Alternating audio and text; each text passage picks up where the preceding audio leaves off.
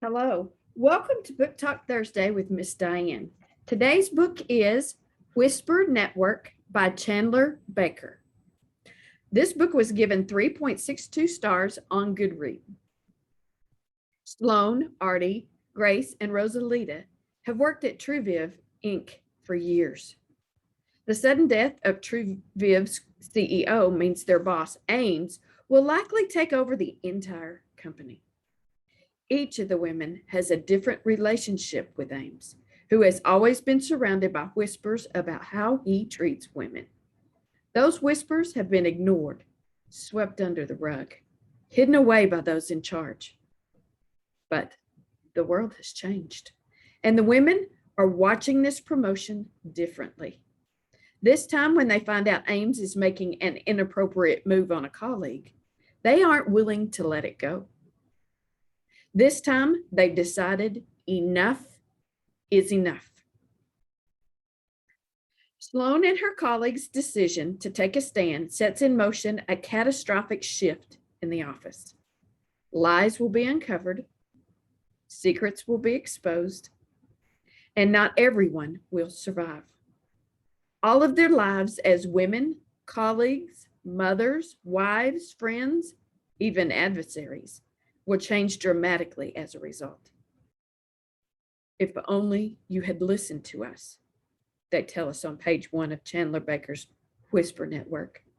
None of this would have happened. I gave this book 4 stars. Thank goodness I have never had to face anything like these ladies have. This was a very interesting read. Let me read you a passage from the book.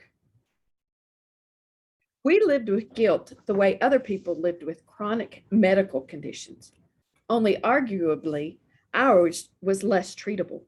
We had guilt of every flavor.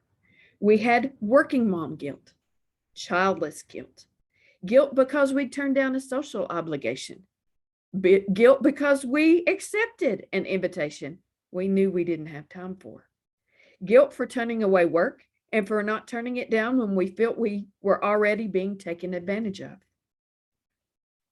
We had guilt for asking for more and for not asking for enough.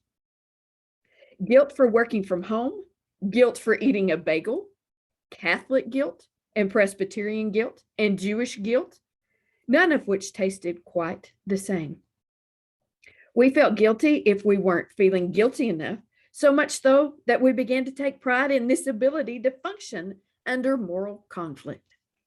Sometimes we went so far as to volunteer to cut our own pay simply to alleviate the guilt of having a job and being a mother at the same time.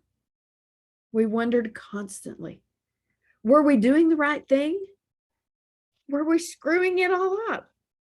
We wish we could say that in the light of everything, this had changed, that we had acquired some fresh perspective.